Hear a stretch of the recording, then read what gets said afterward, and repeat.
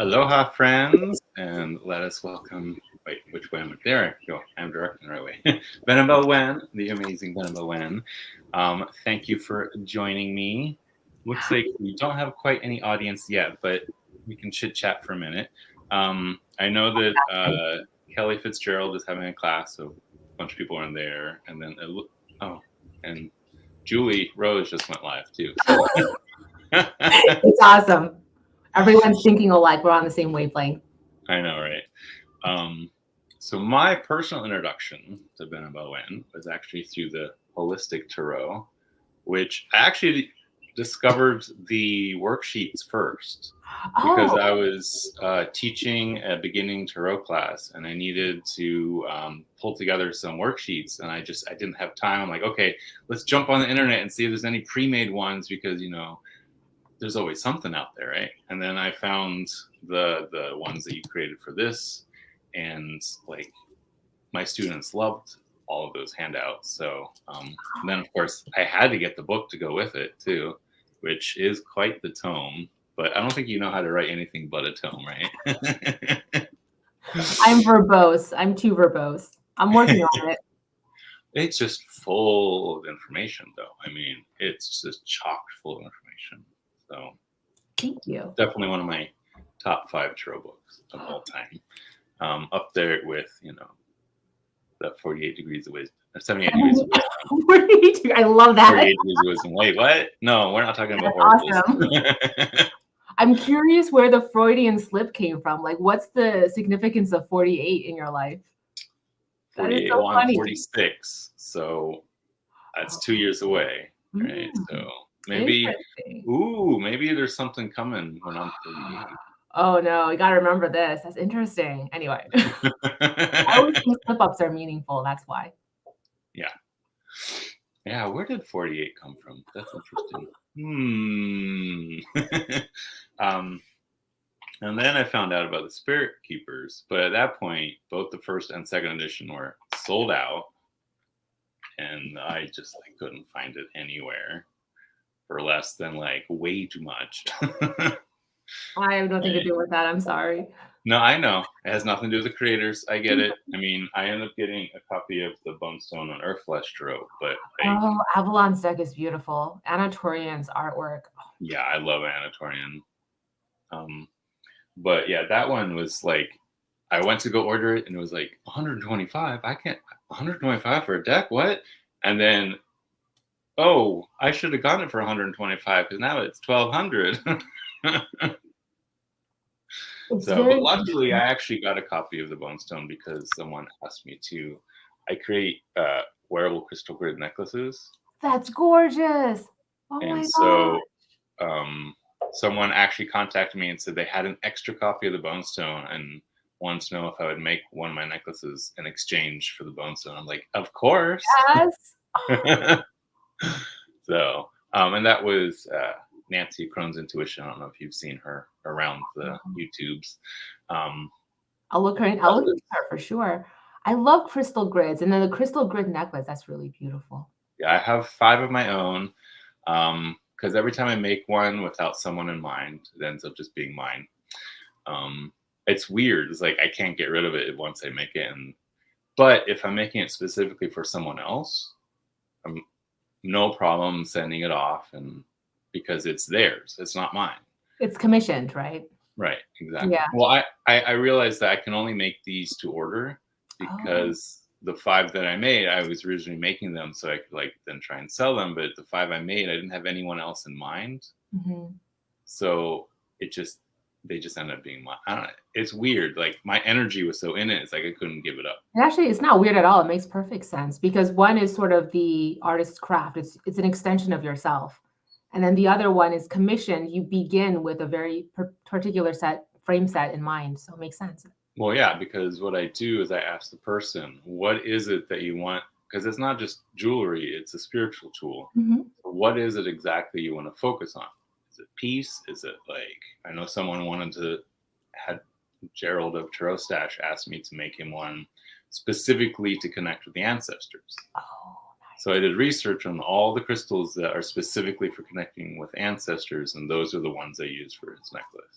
My favorite is petrified wood. I love petrified wood. Oh, I love petrified wood. I actually have a petrified wood skull. I have quite a huge collection of crystal skulls. Same. Same. Well, not crystal skulls, just crystals for me. Well, yeah, crystals in general. I got like I'm surrounded actually now. Nice. But yeah, I'm a big fan of crystals. I don't know, I've always been since I was a kid. So very cool. So you started this. I did. Yeah, years ago. But then the color you added during the pandemic, right? I remember. Yeah. I did the artwork. The artwork was over, I think, the summer of 2018. It was really spur of the moment. And then I finished it. And then I produced only 1,000 copies of the black and white first edition. Then I did sepia toned. My line work improved a little bit. You know, after doing 80 works of art, you improve a little bit in terms of your line work. Right. And so I was like, oh, I'm a little bit better now. So some of the cards I did before, I want to improve on. So I changed a couple of the cards, converted it to sepia tone. And that was the extent of my digital art ability, was to go from black and white to sepia using a digital computer software program. Right. That was the max. I maxed out in terms of my abilities there. And then so I never thought I could do a full color deck, because that would require a skill set I just didn't have at that point in time. So I was like, no, I'm never doing a full color deck unless I collaborate with somebody, or I think of, it was just not going to happen. Then the pandemic hit. And I was home 24/7. There was no work because we were all furloughed. There was a total countywide shutdown. So no one had anything really of significance to do. So I was just home twiddling my thumbs. And so I was like, oh, let me just learn digital art. And so that's how this edition happened. Oh, that's awesome. Yeah, it's funny how many of us got creative during 2020. Yeah. There was a lot of decks, actually. A lot of the decks that I've been reviewing, if you look at my website, like they're all from 2020. And every single one, if you read the product description or the, like the artist inspiration, all of them were like, well, during the pandemic, ... It's so interesting. I can't tell you how many Kickstarters they backed that started with that. During the pandemic. Exactly. Yeah, very true. See, for me, instead of focusing on the deck, I started making the necklaces. I love it. But I also downloaded a whole new runic system, which is like, yeah. And it took me about a year to try and like process, because what came into my brain wasn't like words or system. It was just like this, like knowing. I don't know how else to describe it. It's just like I knew the system, but didn't know how to verbalize it. And so part of my year of studying was figuring out what the symbols were. Because it's 13 discs, but they're two-sided. So it's 26 runes total. One side of the disc is white, one side is black. So I incorporate the yin and yang, of course. And then the runes themselves are kind of a mishmash of like the witch's runes, kind of, but more esoteric stuff pulled in too. Interesting. So some of the like 4 of the runes are the elements. So I have like the elemental symbol on one side, and on the opposite side, the cups, wands, swords, coins. Cool. So yeah, and it's just it downloaded, and it took me a while to try and figure out how to like get it out. But once I got it out, I have one stumbling block still, and that is trying to seal the discs, because they're just little wooden coins basically that I hand painted. And I tried varnishing. I tried using I don't know if you've heard of diamond glaze, or like the special. Yeah, I have. Yeah, I tried diamond glaze. Every time I shipped off a set, because I got a handful of friends to just help me practice and just like send out so other people could play with it. And they all stuck together in clumps. So not enough drying time, I think, because I know those take a long time to dry. Yeah. Oh, my son is here. Hey, you just let the cat in. She's under the bed now. It's okay. Get your clothes and get out. And then, of course, talk about tomes, right? The Book of Maps. I love that. So I started watching your videos, and I got these two, and I was gonna start getting ready to like really dive deep in the system, but I'm still waiting for the journal. Oh, that's interesting. I'm like, well, where's the journal? Lulu didn't send it. They sent it. I ordered it through Lulu, and I don't know. Part of it, Oh, I think, is just it takes a while for them to get enough orders to print something out. like And then, Real Talk, I've been trying to find another site similar to Lulu, like print on demand, but I feel like they have a monopoly, right? Like you can't really do definitely. this. You can't print on demand books like that at a very budget friendly price, except through Lulu. There's no other site similar to it. Mm. I've been trying because like sometimes like they're great, but then sometimes they're not. And it's just like, oh, it can kind of be like pulling teeth with them some of the times. Right, So because I did order the two books separately, and this one came, I think, like maybe 2 weeks later or something after I ordered it. It was like really quick, and then the journal I ordered like right when I got the deck because I had forgotten to get the journal, and I've been playing with this for probably over a month now, like month and a half. So yeah, I'm not sure where it is, but I have a copy right here too, but mine doesn't have a box because I have a fun story because somebody's box arrived totally damaged. Like one of the first customer service issues we had was the box arrived totally damaged. So to minimize the number of like replacement boxes you open and just, because you have to be careful. And it was early on. So James made me give up my own box. Can you believe him? What the heck? Right. So he made me give up my own box to send out. Oh my god. So now my own copy does not have a box. Oh my god. And then like my Vitruvian edition, my own personal copy of the Vitruvian edition, I don't have the little white book because somebody had an issue with their little white book. So James again took mine and made me send out mine. Well, when you're the creator, you have to send out your version, I guess. Yeah. Oh, yeah. Someone just said, I was going to ask if you ordered at the same time. I did not. They were delivered together, right? Make sure you follow with I should. They just realized it's been a while. I've been waiting and waiting. But, I've also had issues with, because I'm in Hawaii. So, I mean, everything gets shipped here. So with this whole shipping fiasco thing that's going on, like there's been times I've gone to the grocery store and there's like barely anything on the shelves. Oh, wow. Yeah, lots of empty spaces. I mean, there's enough to like you can get stuff, but it's like way too many empty spaces. Yeah. And then certain things like I'm trying to remember what it was. It's weird. Some things like get here like that so fast, and like so I did an interview with Lisa Santine, the creator of Destiny Deck and the Lucine Tarot, and both Kickstarters. And she like got the printer to send her the 2 copies of the deck that I had like backed, and she like priority mailed them to me to like get them here in time for my interview with her. They didn't arrive until like way later. Like she paid for overnight shipping and it took over a week to get to me. And she's in California. So it went from California to Missouri, then to Hawaii. I'm like, that doesn't make any sense. Yeah, some of that is kind of weird. So for some of my decks were arriving in like New Zealand before it arrived in Canada. I don't know why. Yeah. Well, yeah, and that's kind of what's happened to me too a few times. It's like I ordered something from England, and it like I was expecting that to take months to get to me. I got it within 2 weeks. I'm like, but wait, the thing from California can't get to me in the day, but this thing from England is here in 2 weeks. What? And shipping, What are you gonna do? And speaking of shipping, you are finally done, right? You're sold No, out? we're not done shipping. We're done. Oh, We're sold out, but you're that's sold out. Okay. no. We have, I think, 1,500. Like we have 1,500 that we 1,500 have left to to ship ship out? out.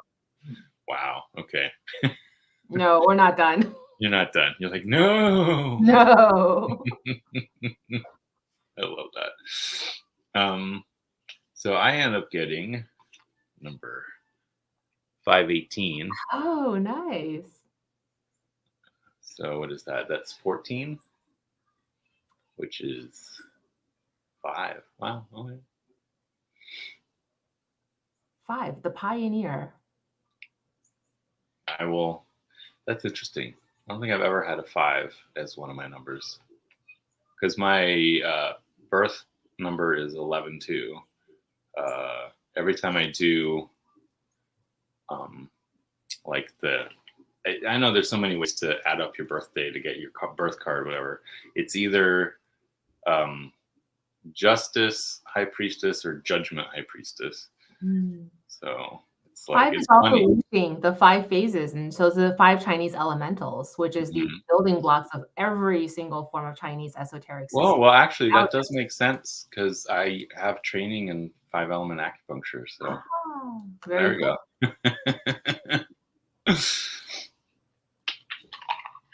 So the coloration, you did all the coloring on your computer, but the images itself you hand drawn. Yeah. And did you manipulate the images at all through the computer? I didn't really manipulate. What I did was maybe clean up. So what I did is clean up the lines. But so if you like with the digital art, to do the line drawings, you need to have a really, really steady hand. And like the tip of the ink pen has to be really, really fine point for me, And so using a digital pad to do the line drawings, I couldn't do it. Like the lines were too thick. I just couldn't get I had no control over the digital pen. So even after I learned digital art, I still had to do everything analog in terms of the line drawings and the sketches. Then I had to scan it in. And then after you scan it in, you can clean up the lines. Okay. Yeah.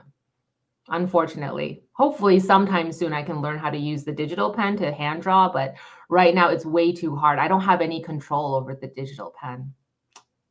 Right.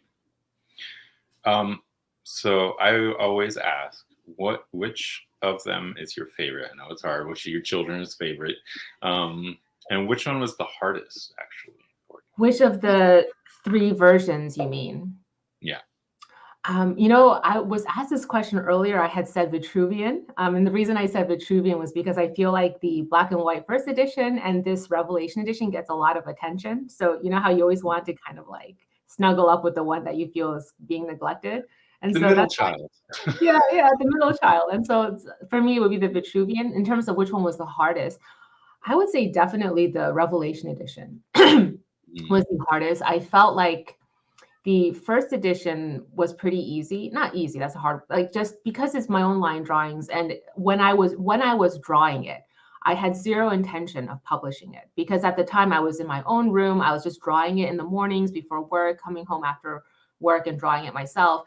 And my idea at the time was to draw a deck just for myself and literally physically cut out the cards. So I was drawing on cardstock at exactly the 2.75, 4.7, not even that. So I had to manipulate it later on.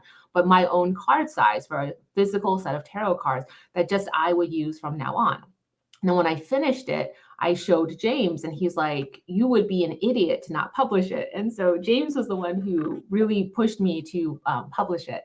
And that's the reason it got published. But the thing is, I feel like that really worked out for me because when I was drawing it, I had zero pressure. I didn't feel any sense of being beholden to anybody, any standards, any systems, because I knew it was only for myself. So it felt pretty liberating.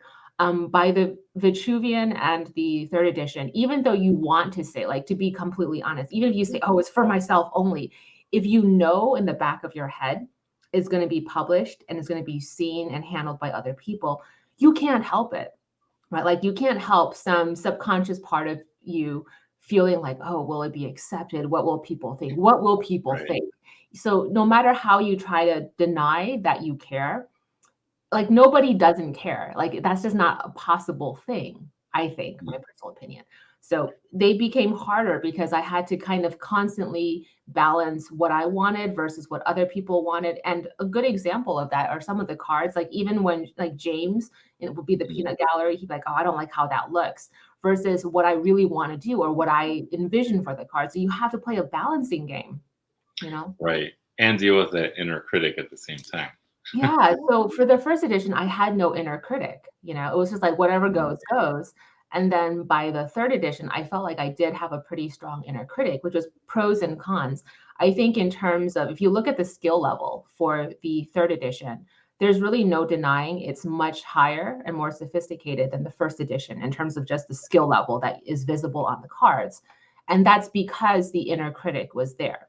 If it didn't look right, back to the drawing board, right? With the first edition, it doesn't look right, fuck it, just keep going, you know? Right, So, right. very different personality. Would you say those personalities kind of come through in the decks? I think so, because ultimately the third edition does obviously integrate the first edition, because a lot of it is the first edition line drawings, which was that whole screw it, whatever goes, goes. But then you can control it, like you can harness it in and you can kind of clean up the lines, like I said, and move around things to make it a little bit neater and more presentable. So. Oh, the cat wants out. My son locked her in here with me. Oh, well. Are you just going to wander, little girl? Okay. Oh, is she going to make a cameo? She might. She's been on a few of my lives. Usually when I'm doing readings on my stream, she'll like come and sit under the table that I have here for my computer and start flapping the cards with her tail. That's so cute. Kiana. Come here. Come here, Kiana. Kiana is the Hawaiian version of Diana. Oh, nice. The Greek moon goddess. Kiana, come here. Oh, she thought I was trying to grab her, so she ran under the bed. Cats. So I noticed that you have three. Of course, I didn't put my deck back in order, so I noticed that you have 3 versions of the Fool. I was hoping you could talk about that a little bit. The 3 key zeros, I see it as, so the tarot is kind of like a compendium, a lot like acupuncture, right? So they kind of represent a map of different points. And if you tap into, apply pressure, or certain points present themselves to you at certain times, they signify something greater going on in the universe, right? And the universe I saw as stratified. There's different layers kind of situated on top of each other. You have like the physical world, the astral world, different levels of consciousness also sit one on top of each other. So in that sense, kind of working with that idea, the 3 key zeros are always significators in this particular system. And so key 0, the initiate, is if you haven't started yet and you're beginning something. So it's about journeying, right? And so that is going to open a particular consciousness of the deck, a level of stratosphere in the universe. And then you have the seeker. The seeker is also going to open up a particular stratosphere, and that's more divination oriented. So most of the time when I do readings for other people, I'm using the seeker card. And then usually for younger people who just graduated, people who are starting a new job, that kind of thing, I'll use the initiate. Or people who don't know what their next step is. They feel like they've completed a cycle in their lives and they want to start a new cycle, that sense of rebirth in their own lives, I'll use the initiate. And then the keeper card is to open up the astral realm. It's the Akashic records, in a sense, where you're working with the cards. And then so every time when a card comes up, right? So if you pull up like the Magus card, if it's with the use of the seeker card versus the use of the initiate card, it's going to take on one particular meaning, whereas it's going to represent an activated spirit. And it's going to be very much a name and face of spirit if you use the keeper card. Mm-hmm. That's amazing, actually. I shuffled them into the deck. Actually, funny thing is, I work with an 80 card deck. So this is all 80 cards. Mm-hmm. As it should be, right? Well, I don't know. I feel like if the creator adds extra cards, they're supposed to be in the deck. I know. I always do too. Yeah. Which is, for example, what was that? The Terra, I think, the Terra Volatile. By so that oh my gosh, I can't even shuffle. Like I could never use that in like a professional setting. They'd be like, wow, my tarot reader does not know how to shuffle cards. Like be shuffling that deck is like this. Yeah, actually, I had a live where I had the audience help me pick out the different versions. So I actually did pick out the ones. So I have like I Oh, separated some out. Some of them I actually was like, oh no, I need both of these in here, and I kept both. But then other ones, it's like I don't know. you're And right. then yeah, and then the magician, I don't know. There was I was something gonna about say the magician. Oh my god. I was gonna say I didn't like both. Oh my god. Like I didn't love both. I think it was two options of the magician, right right? One, I can't remember one of them. The other one was the alchemist, I think, alchemist. Yeah. right? And I remember like, I don't think I want both. I think this one, I'm gonna put aside. So I kept the original alchemist or original magician, and then I put the alchemist in place of the hierophant because I didn't like what the Mm. hierophant was. So, What was the hierophant? I can't remember. oh god, it was. I That's just the one. remember feeling like, oh, I don't want that in my deck. That's I not don't the want to use. Hiroshima one. Which one was Hiroshima? That was Devil, right? Yeah, I think so. I think they used the Oh my god, Hiroshima. I haven't. I need to pull that deck out again. Oh my, I know it's somewhere around here. I've been a little obsessed with this one right now. Oh, So, and I've been getting quite a few Kickstarters recently, so it's funny how like we get into a deck and then oh wait, there's nothing new and shiny. yeah. I mean, it's changed. Like the way we approach tarot as an enthusiast, I feel like has changed over the decades. I remember for so many decades, I only used one deck, and then like any deck that I worked with, I knew in the top off the top of my head what every single card in that deck looked like. Not Right. because of anything special, just because you use the deck so often, like you were so Mhm. devoted to one or two or three decks that you could conjure up every single image in your head. That's Same. completely not the case anymore. Like, I don't know what any cards look like Same. anymore, right? Yeah, I mean, I got into tarot when I was 13, and Mm, like I had I think 3 or 4 decks, and that was it. mhm. And I don't think I even had any Oracle decks at the I time. It didn't. was just tarot. Mhm. And I got the Robin Wood, and that was like my deck for like Robin 15 Hood, years. It was the only one I used. mhm. And then I started branching out and getting other ones. And then the thing that really kickstarted my collecting was starting a YouTube channel. Wow. So there is a lot of truth in, like, the conversations around, like, tarot tube and tarot going online, the tarot community going online, and content creation online, and, like, I don't think it's materialism, but just, what's the word? You help me out.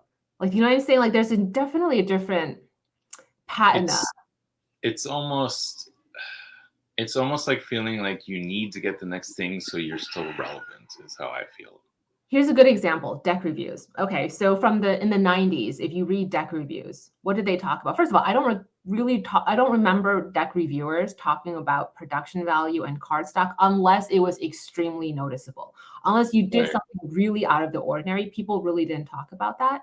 It was more like this is what the card back looks like. Look at the four suits. Did they rename the four suits? What does the Hierophant look like? 8 versus the 11. Like they kind of talk about that, Right. and now I feel like a lot of deck reviews, it's focused on the card stock, gilding, packaging.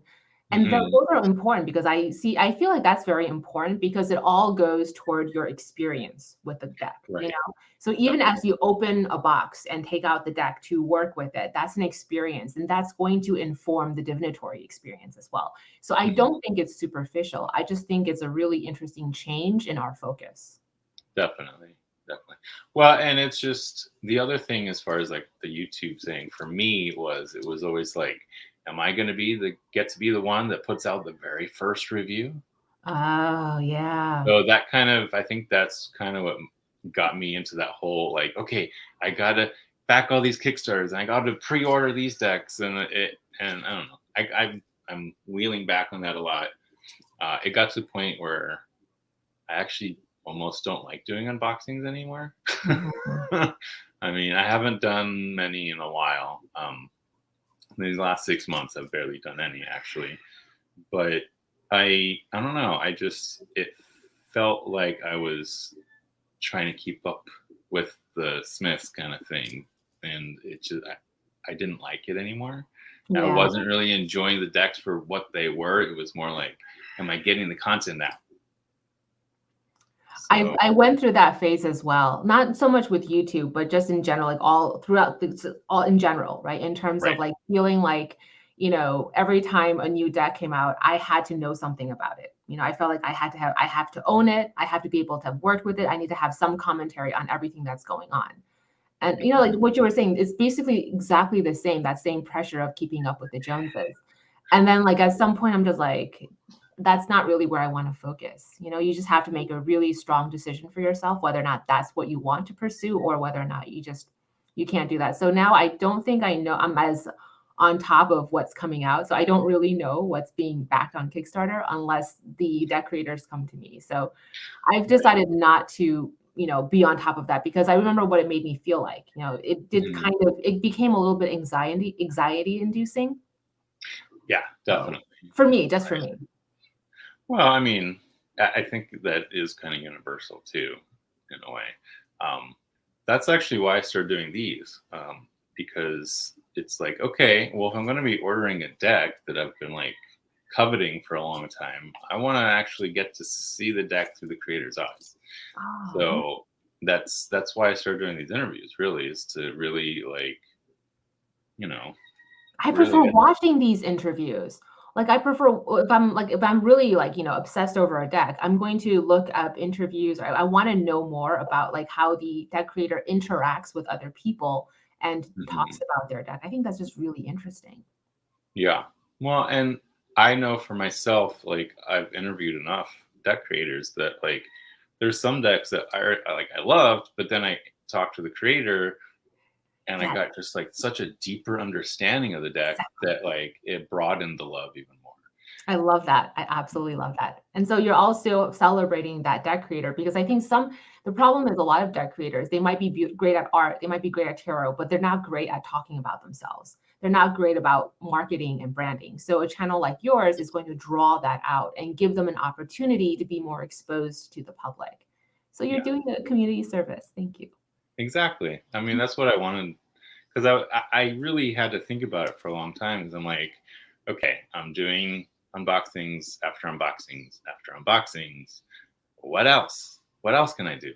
Oh, well, how about some of these decks that I've unboxed? Let's get the creator to actually like talk about the process, what they wanted out of it.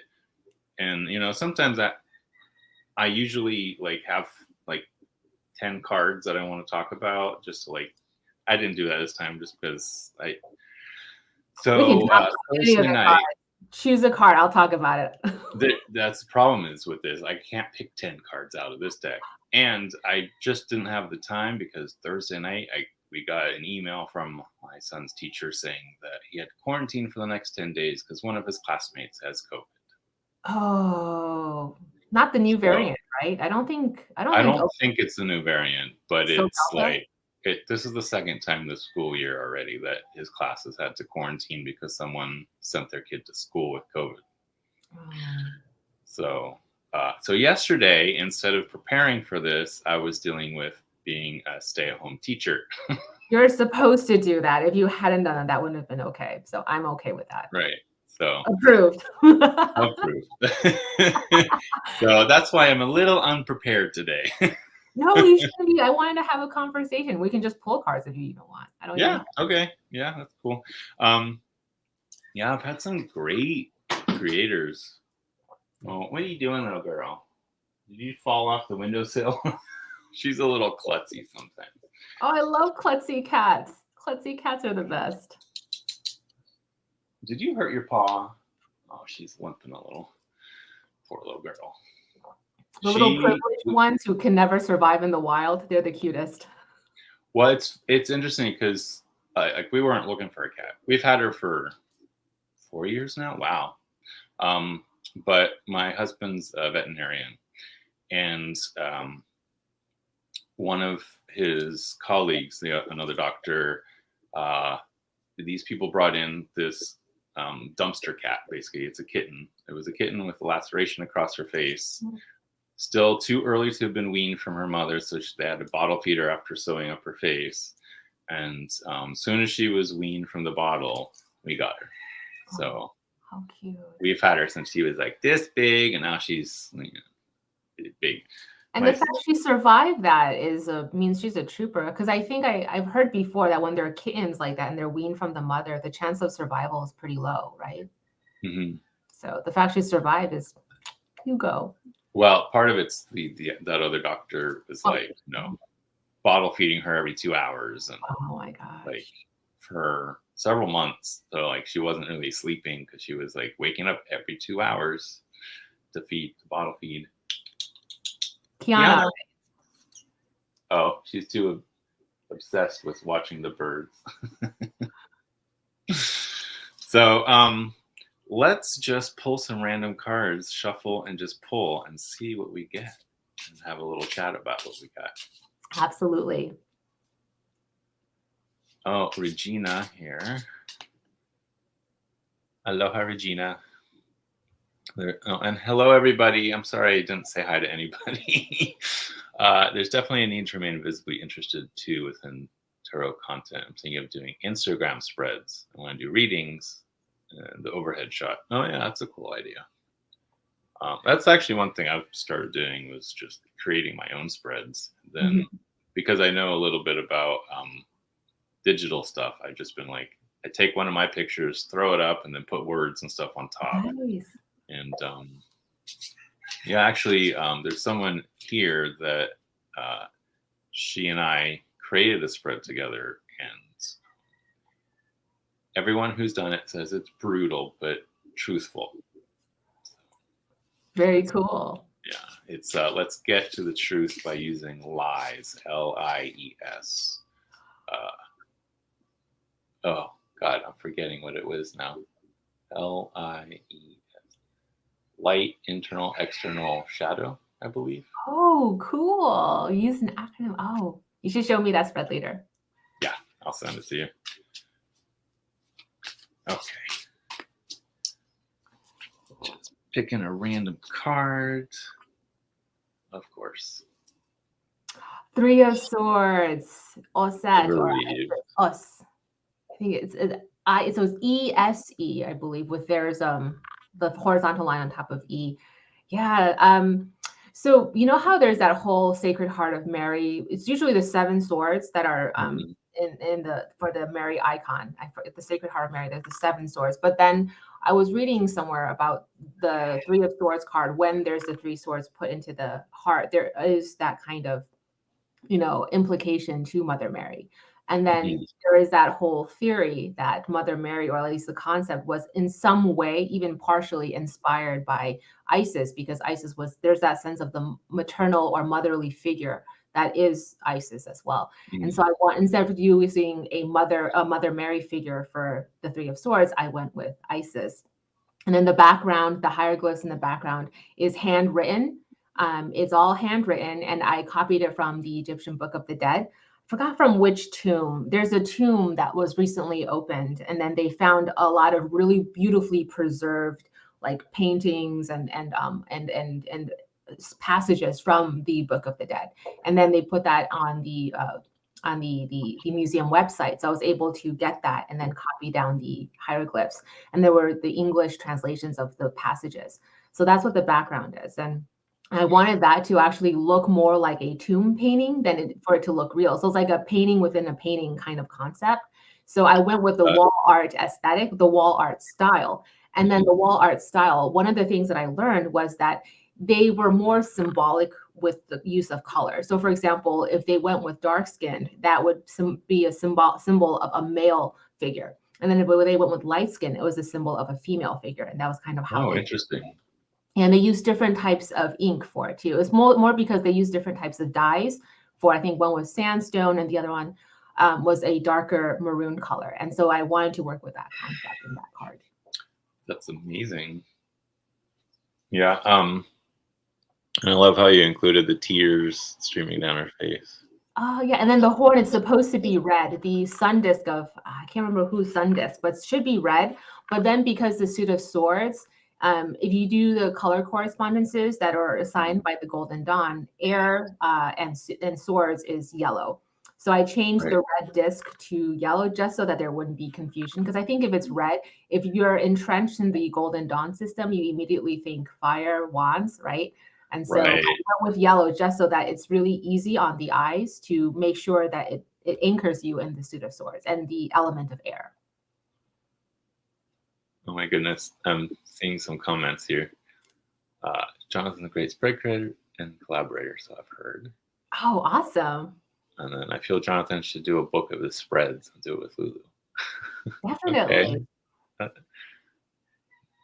Belle, we'll talk after because I have no idea how to set things up for Lulu. Oh my God, neither do I. They keep changing the rules on me. So like, they keep changing it. And so a lot of the things that I uploaded before no longer works. And then people are like, I bought this in 2016 and it doesn't work anymore. I'm like, don't look at me. Go talk to Lulu. Oh my God. Lulu. Okay, random. We're having some hard cards today. Oh, that's Jason, and then that's Media, who's a priestess of Hecate, and then the background is the Golden Fleece. So that's the whole story of Media and Jason and the Argonauts going to find the Golden Fleece. And I wanted to talk about that in terms of representing the idea of the Five of Wands. Mm-hmm. So that's beautiful. I'm always just blown away by this deck. I'm just pulling randomly here. Oh, okay. I was actually gonna. I never did look this up, but Seven of Scepters, is that Apolaki? Apolaki is the Philippine god of the sun, god of war, god of martial arts. A lot of individuals who are into military or into martial arts, it's a patron god, or there's a strong connection there.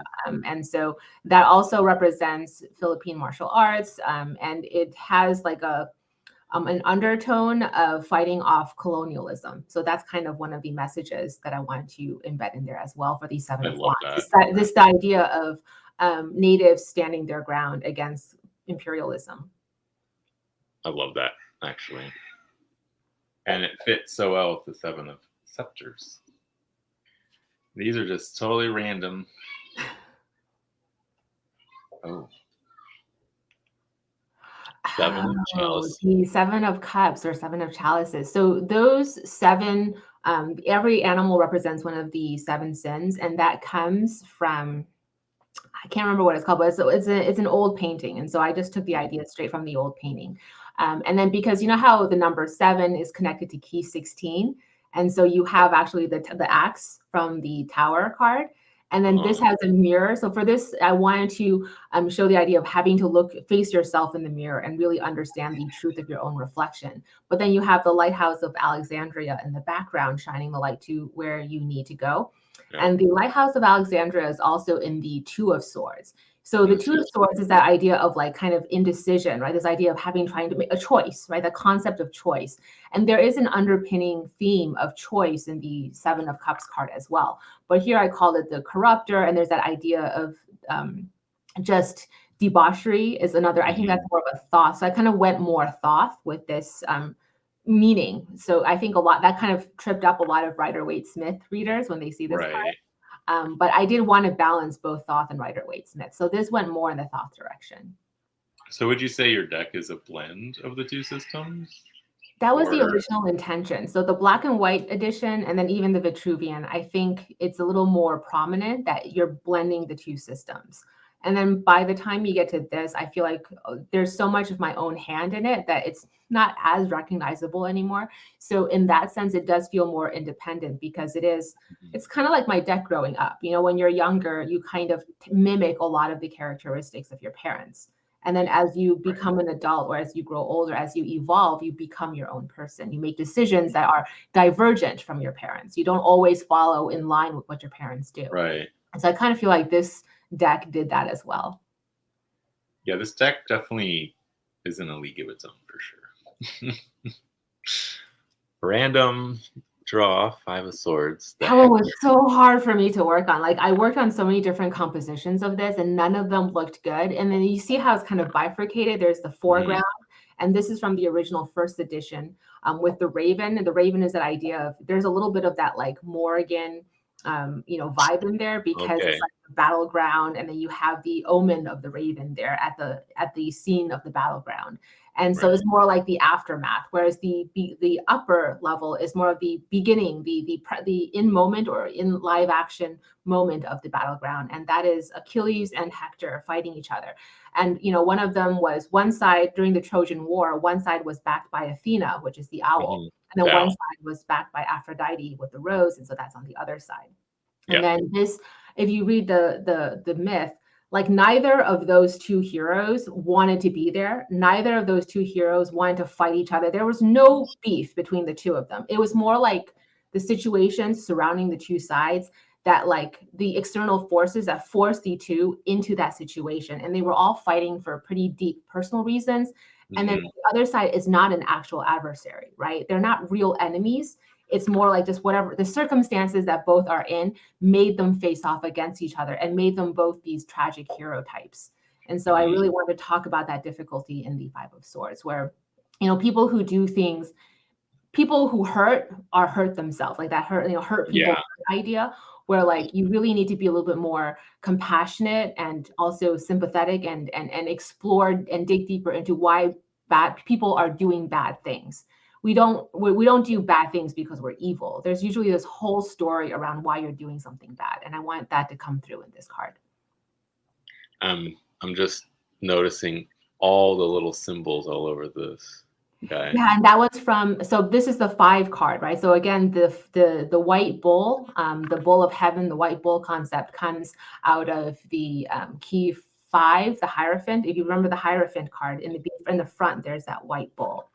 And so it's connecting the lower realm arcana, which is the minor arcana, with the upper realm major arcana. So there's that numerological link between the two realms. Oh my God, this one's so cute. The memory keeper, the 6 of Cups. If you look in the front, so the phoenix and the dragon, they're the baby phoenix and dragon. And it's the same phoenix and dragon you see in the key 6, the lovers, and also key 15, also numerology 6, the devil card, right? So you know how you always have the lovers, the Adam and Eve archetype in both key 6, the lovers, and key 15, the devil card. So here I bring that into the 6 of Cups because of the number 6.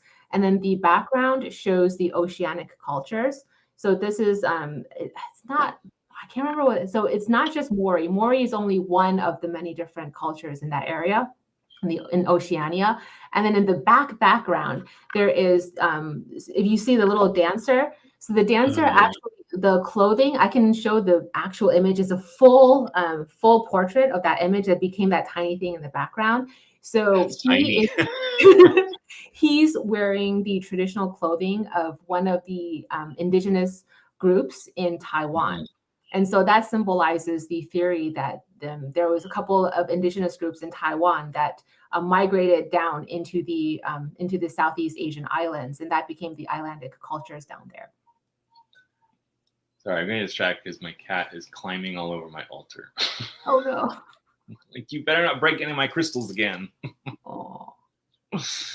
Yeah, I have a strict policy of no cats up here because every time she comes up here, she breaks one of my crystals. Oh. Kiana, come here.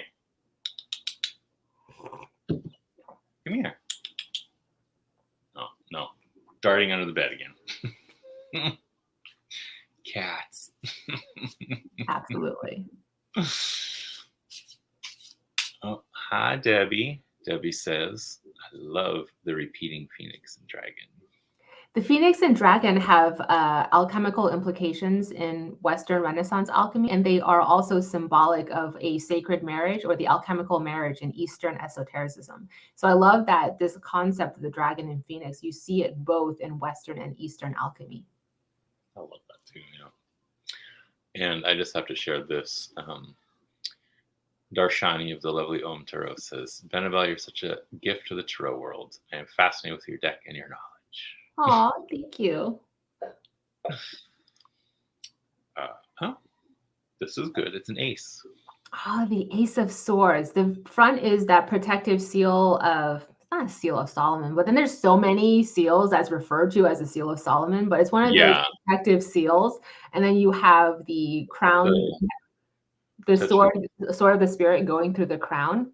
Mhm. So what I wanted to talk about was like the sacred rite and consummation in the four aces, right? So it's that idea of insemination and the sacred rite. But then the sacred rite, there's always the very gendered god and goddess. Like it's very, Mhm. you know, so I wanted to show different concepts of the sacred rite throughout the four aces. So this one is not gendered male and female. So this I want to show more male and male. So this is the concept of the male and male sacred rite. Oh, I love that. Not that I'm biased or anything. And there's more thought influences there as well. Well, I appreciate decks that kind of merge systems. What are you doing, Kat? You're getting stuck, aren't you? Just give me a sec. No worries. Okay, before you break one of my crystal skulls. Come here, you. Ugh. Stay under there then. Before you break any of my skulls. Oh, yep. Oh. Well, sorry about that. No worries. Oh. The Necromancer. Anubis. So the Necromancer, I think there's some text around the Atea deck where it's not key 18, but the card that corresponds with the moon or has imagery that's most similar to the moon card as we know it in tarot today, makes reference to Anubis. And so I also wanted to work with the idea of key 18, the moon card, as rather than being the fortune telling interpretation of uncertainty, ominous, I wanted to talk about how that type of uncertain, ominous, volatile energy for the lay or mundane individual can be more negative, but for the occultist is positive because you work with volatility. You always want to work with volatile energy as the alchemist or as the occultist because that's where you can exert the most power and exert the most will to mold it to what you want.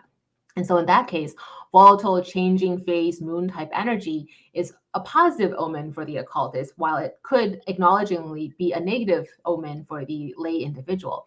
And since my tarot deck is keyed to the occultist, the moon card suddenly becomes very positive because it's an opportunity to create a lot of incredible change molded toward your own abilities and your own will.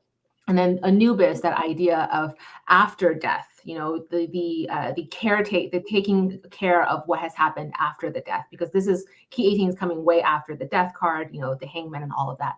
And so there's this idea, and also the tower. So there's this idea of what we do with the underworld. And so this card also connects us to the shamanic energies that are latent inside every single occultist, and also the concept of the underworld, ancestry, ancestors. So. And then I believe if you look at it under one of the, is it the septenaries? It's directly underneath key 11. If you use key 11 as the justice card, so you have the balancing scales of Mat in the justice card, and then directly underneath in that diagram, you have key 18. And so the balancing scales repeats itself, but then it repeats itself in a meaningful way because it's Anubis, and Anubis is also connected to the balancing scales of Mat. I keep going back to the scarab there. Like just keeps catching my eye. So the scarab represents the sun, solar energy, and I put it in the moon because the reason we can see the moon at night is because it's the reflection of sunlight. Well, part of the reason why it draws my eyes because I actually have an Egyptian scarab on my wrist. Oh. This bracelet is actually a birthday present from someone. Made it for me. And I haven't taken it off since she put it on my wrist. It's also, the scarab is also an amulet. The green scarab in particular is an amulet that they, in the Egyptian Book of the Dead, there's this spell where you create a scarab amulet that you put with the dead so that the heart will weigh less than the feather. So it's a way of cheating the system. And so if you look at key 11, the chancellor, the justice card, there's the balancing scale with the heart and the feather. And if you zoom in, there's a little amulet of the scarab on the heart to show like the occultist being able to cheat the system when it comes to justice. Love that little detail. I love little details like that. Another random card. Oh, Four of Scepters. The Holy Roman Empire. This is the setting for that. And then if you look at the way the wheel is, that's more Thoth. And then the front with the two women, and then you see the bouquets, and then just the green, like the rest of the vibes of the card is more Rider-Waite-Smith for the Four of Wands. So that's how I combined the two there. And then the figure in blue represents peace because you see the dove. And then the figure in red with the armor, with the ram, the Aries ram, represents war. And so this is also another concept of Venus and Aries, which is the deacon rulership correspondence for this card. And so I wanted to work with that idea where you personify Venus and Aries and you personify the harmony between peace and war. That's awesome. I just had a random question pop into my head. How did you decide which trigrams belong to which card? Multiple years. It took me so many years of like working with that. And so, for example, that's thunder. A lot of the fire cards are going to be both the trigram fire and thunder. And so I sat there and I have this whole system. And I think I did a couple of presentations at different conferences talking about how I did the trigram correspondences. Past systems, the precedent has always been to try to attribute hexagrams, the full 6-line hexagram to certain tarot cards. I think the earliest we really see of it, I don't know if he's the first, but the earliest we see of it is, of course, Aleister Crowley. Right. And then you see Heindel did it in the Heindel Tarot. Lon Milo Duquette did it, and I think it was the Tarot Ceremonial Magic. There are a couple of other examples in the past where we tried to do hexagram correspondences. I tried to do it that way, the 64 into the 78, and it just felt more forced.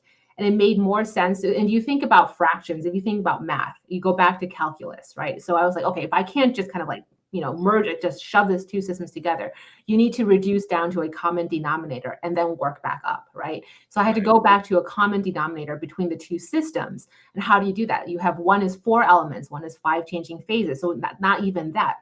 So you have to keep on reducing it down. So the concept of 4 elements in the Western esoteric system is not actually the 5 whooshing, the 5 changing phases. The real correspondence is actually the 8 trigrams. The 8 elements, the 8 trigrams in the Bagua are the direct equivalent to the 4 elements in the Western system. So I reduced that down to that common denominator, and then from there worked with the correspondences on that level. Wow, that's intense. Do you have any of those like talks on your YouTube video? I have the PowerPoints and all that stuff that I was going to put together on some kind of a course or something at some point, but just no time. I haven't found the time to do it. I did a couple. We have too many plates spinning at once, right? Right. I have a lot of plates spinning at once. But I do want to put it out there. I did put a lot of text in the Book of Maps to explain the system. So I definitely wanted to explain where all the ideas came from, why certain cards in the major arcana are the amplifiers, where it's the Taoist power symbol rather than a direct assignment to a trigram. And that's actually how you get the 8 to fit into the 78. So, because you know how 78 doesn't divide evenly into 8. And so there was a way that I did. So it was 72. So there's actually 72. And then the number 72 is significant because it corresponds with that idea of the Shem angels and also the 72 demons. So that idea of the 72 is also significant in Western occultism. So you have the 72 directly, and then you have the access 6, which then correspond. Wow. So that's just a lot of a lot jargon. I try to explain it in the Book of Maps about how I came to the system, but the way I analyzed it was through math. So I used mathematics to get to the conclusions first, and then after I got to my conclusion, I replaced the mathematics with the actual, the actual dialogue. Mm-hmm. That's awesome. I'm gonna have to reread the Book of Maps again. Because there was a lot to digest in that book. Next one, 8 of Chalices.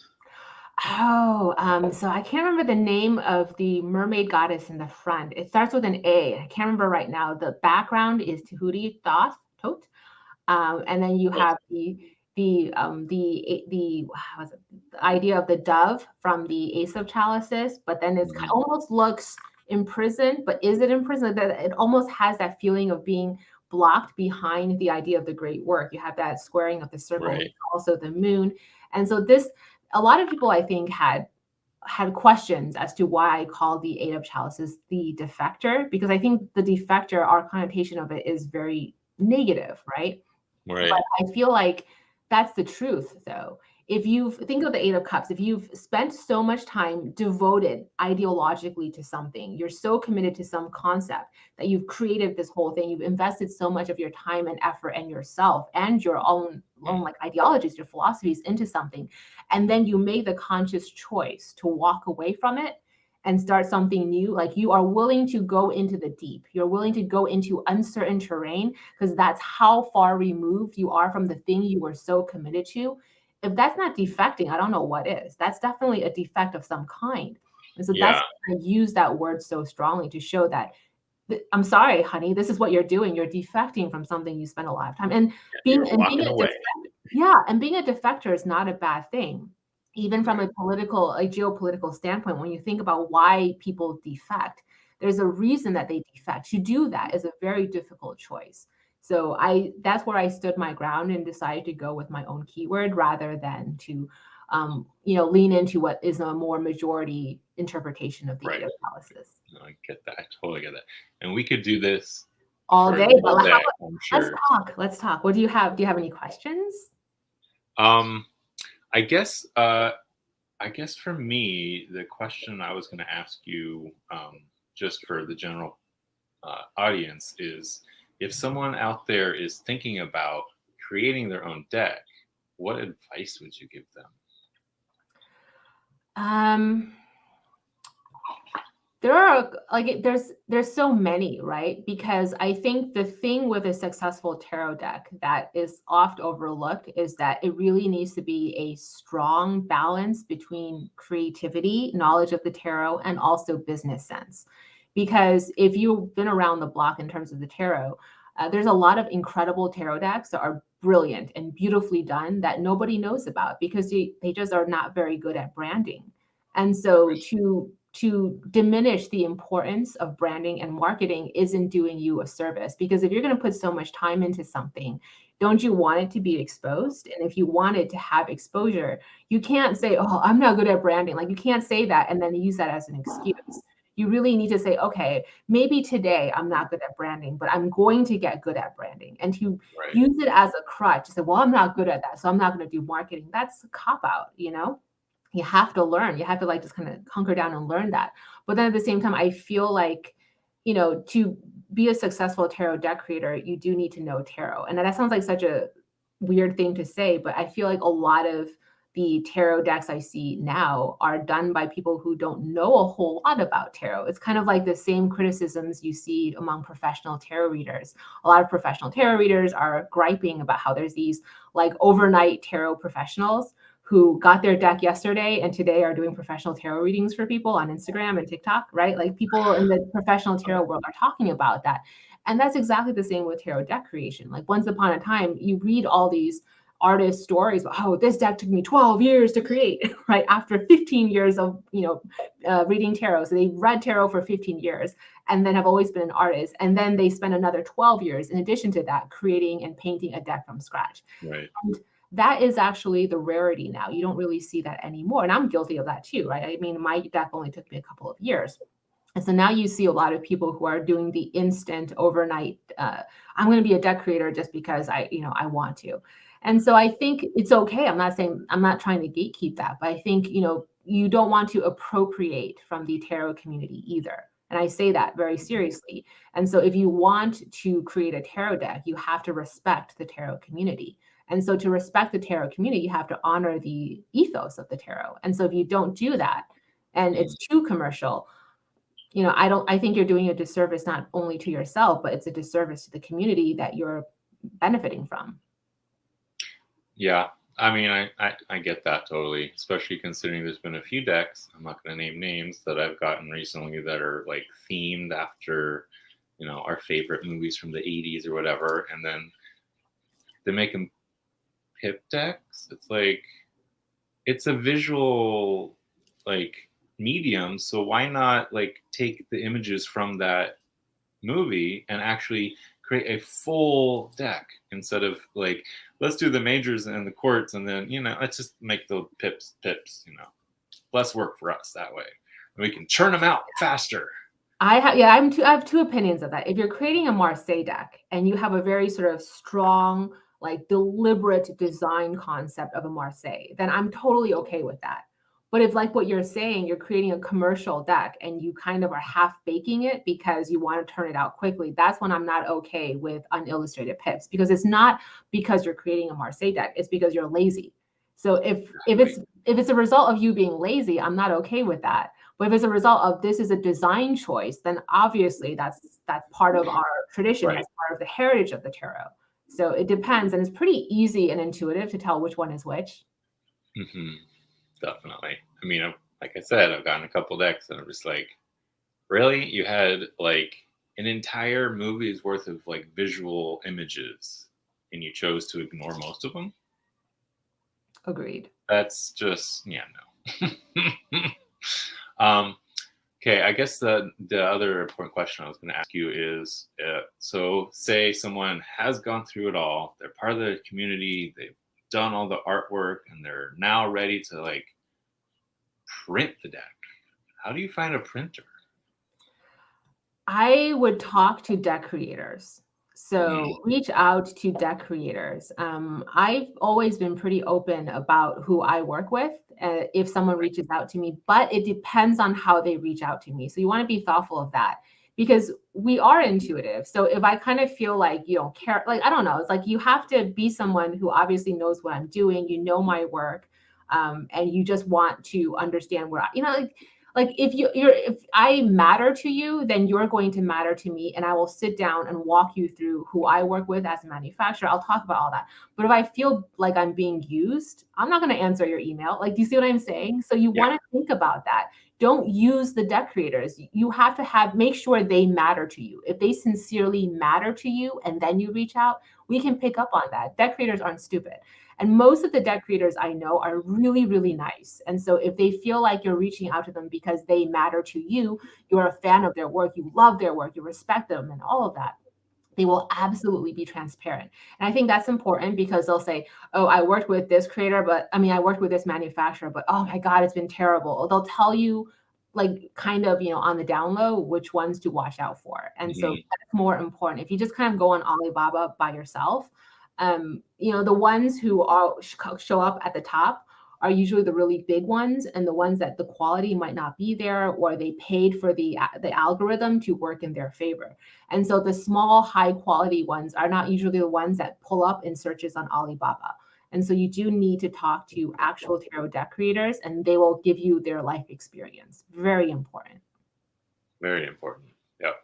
Well, and I think in general, if you're going to be a deck creator, you need to know the other creators. I mean, they're going to be your peers. So if you're going to you're going to create a deck and then end up going to conferences to like try and push your deck, you want the other tarot community members to actually be a fan and not just be like, who is this person and where did this deck come from? Treat them like a colleague and take a couple of extra minutes to look at the spelling of their name and make sure you got the spelling right, just because it's not that, like, it sounds like an ego thing, but it's not. It's more of an indication thing. If someone doesn't even bother spelling your name correctly, do they really care about you? Because I know when I reach out to people, I'm not a good speller. If I'm reaching out to somebody I don't know, I will triple, quadruple check the name to make sure I'm spelling their name correctly in my greeting, right? And that shows that I care about them. So it's not like an ego, like, oh, I spell, you spelled my name wrong. It's more like it shows you cared. It shows you triple checked your work I was worth your time to triple check your spelling. And so if you can do that when you reach out to deck creators, I think you're going to get a lot farther than spelling their names wrong. Right. Totally. Well, we are past the hour. Thank you so much for this. We do have a question. Quick. Anointing oil for sale anytime in the near future? It smells so good. It depends. So after the first and second edition, if there's any excess oil, I always sell it. I'll have to ask James where we are on it, because I have a couple of, but I don't think we're going to have any extra. And if we do have any extras, it's gonna be like one Right. bottle. There's not a whole lot. I do have recipes for it's basically just 2 different types of cinnamon, the cassia and Ceylon cinnamon, lemongrass, and myrrh, the myrrh resin. So it's absolutely something you can make by yourself. Thank you so much. Oh, Ack, I missed it. We'll be watching back. It's okay, Mendy. Right? Artistry of Tarot, I think, is Mendy's channel. Yeah. Didn't you just come out with the Marseille deck? She did. Tarot Gelato. Oh, I need to go find more information on that. She and Masha of Musings with Masha just chatted about it yesterday. So you go to Masha's channel, they go through it, they talk about it, and then he talks about her creation, what she went through to create it, and it's a great little live. It's me, I did, she says. Good memory. You have an amazing memory. Oh, thank you. Oh, and she says she has a walkthrough as well. Oh, okay. Well, so right now I'm listening to stuff like while I pack and ship. And so when I walk through, I want to see. So those I have to actually book. So if it's a walkthrough, I have to bookmark and I have to wait till I'm actually like looking on the screen. Because right now I can only do audio because I'm obviously multitasking. So I'm like cooking and listening to TarotTube, or I'm packing decks and listening to TarotTube.